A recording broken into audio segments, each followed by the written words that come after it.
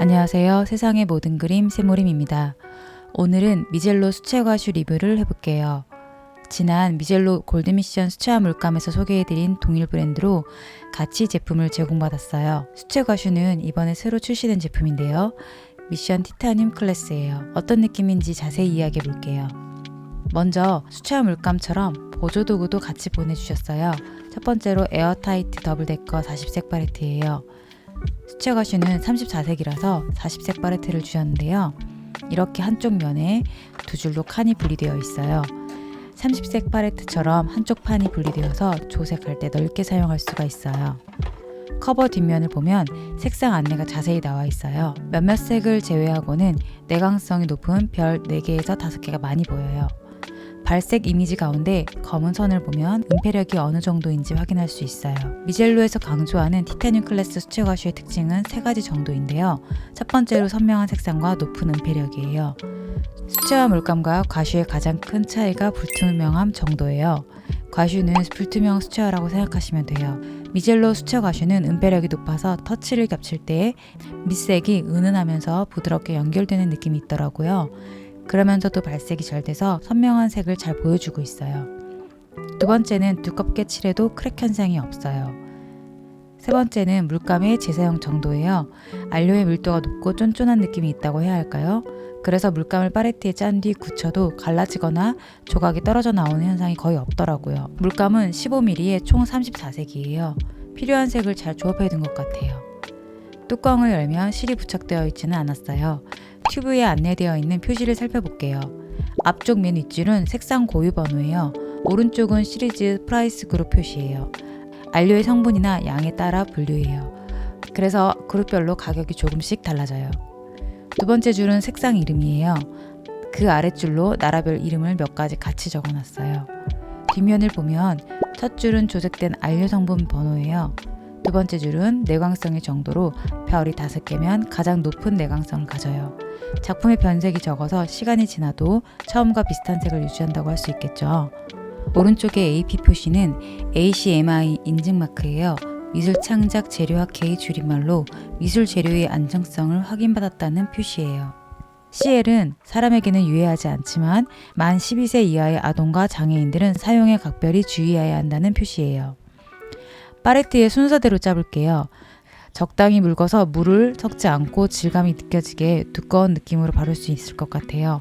그렇다고 물처럼 흐르는 정도는 아니에요. 물감을 짠 뒤 2일 정도 지난 모습이에요. 약간의 기포가 올라온 정도예요. 옐로우커의 경우 살짝 갈라짐이 있었지만 사용에 지장이 없는 정도였어요. 나머지 색들은 갈라지거나 깨지는 현상 없이 잘 말랐더라고요. 물을 묻혀 칠을 해보면 용해력이 좋아서 잘 녹고 발색이 잘 돼요. 발색지에 칠해볼게요. 과슈의 은폐력도 확인해볼 겸 네모칸의 왼쪽은 흰 바탕 그대로고 오른쪽은 회색으로 프린트해봤어요. 위에 칠해서 어느 정도 가려지는지 같이 확인해볼게요. 아무래도 마른 뒤 물로 희석해서 칠하다 보니 약간 투명한 느낌은 들지만 2번 정도 겹치면 밑색이 많이 가려지네요.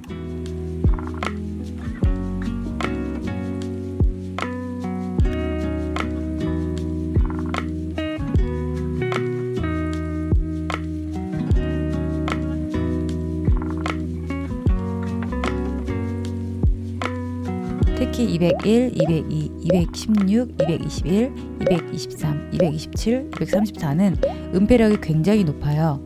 두껍게 덧칠된 느낌을 주고 싶다면 위의 색을 적당히 섞어서 사용하면 되겠죠.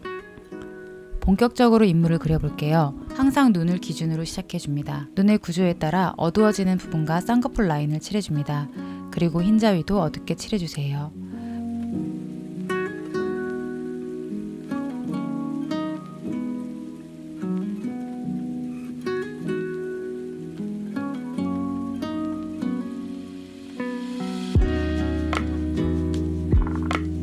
물감이 불투명해서 그런지 밑색이 많이 비치지 않아요.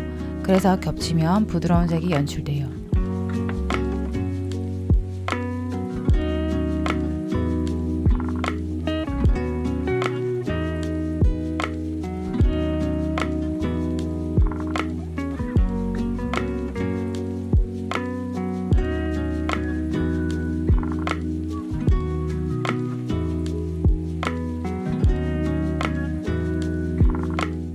코끝은 붉은 느낌이 들게 칠하시고 콧대 중간은 창백하게 풀어주세요.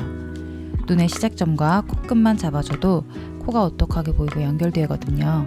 그 사이를 너무 어둡게 칠하지 않도록 주의해주세요. 볼도 중심은 붉고 얼굴 외곽으로 갈수록 푸른색을 넣어주세요. 그래야 시선이 얼굴의 중심에 가게 돼요. 볼에 포인트색을 넣고 그라데이션을 해줍니다. 이때 물을 칠해서 그라데이션을 하는 게 아니고 흰색을 섞은 중간색을 넣어주시는 거예요. 물을 넣어서 하면 그라데이션이 투명해져서 이질감이 들 수 있겠죠.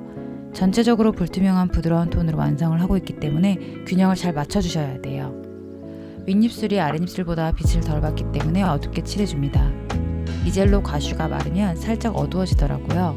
그 위에 흰색을 섞은 밝은 톤을 덧칠하면 자연스럽게 그라데이션이 나와요.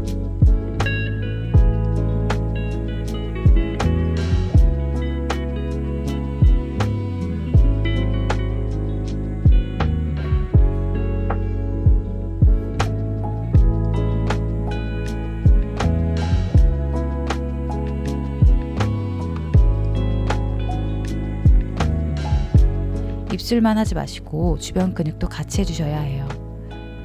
특히 입술을 둘러싼 구륜근과 입꼬리 내림근, 아랫입술 내림근 등의 형태를 찾아서 음영을 넣어주세요. 입술이 훨씬 입체적으로 보이게 돼요. 귀와 목은 얼굴보다 한 톤 어둡게 칠해주세요. 얼굴의 중심에서 멀어질수록 채도와 명도를 낮춰주셔야 주제가 잘 보이겠죠? 여기서 주제부는 눈, 코, 입이에요. 그리는 사람의 시선에서 가까운 부분이겠죠. 만약 완전 측면을 그릴 경우 귀를 잘 그려주셔야 하고요.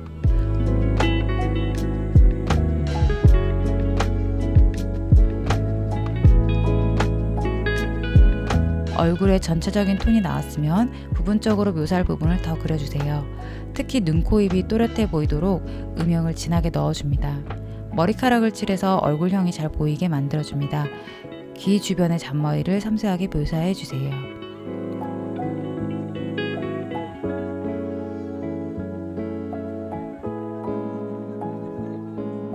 앞머리는 광택이 있는 부분에 머리카락 결을 섬세히 그려주셔야 볼륨이 살아나요.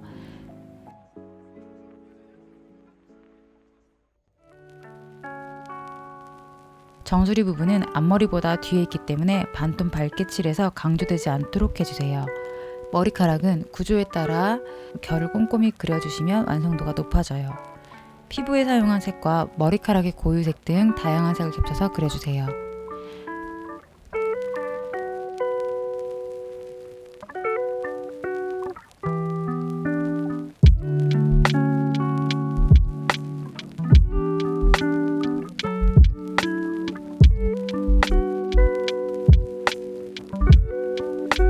따뜻한 색으로 배경도 칠해줄게요. 전체 분위기가 화사해져요. 미젤로 수채화 가쉬를 사용해보니 편한 부분이 있더라고요. 첫 번째로 팔레트에 짜놔도 갈라짐이나 부서짐이 없어서 일반 수채화 물감처럼 편리하게 사용이 가능했어요. 특히 마른 뒤 물로 희석해서 사용하는데도 발색이 약하지 않았고 밀도 있게 표현돼요. 수채 가쉬이기 때문에 잘 번져서 그런지 이미 칠한 부분에 색을 여러 번 겹쳤을 때 텁텁한 느낌이 없고 맑은 그라데이션이 나오는 게 마음에 들더라고요. 그리고 불투명하고 은폐력이 좋아서 실수한 부분이나 아쉬운 부분을 수정하기에 좋았어요.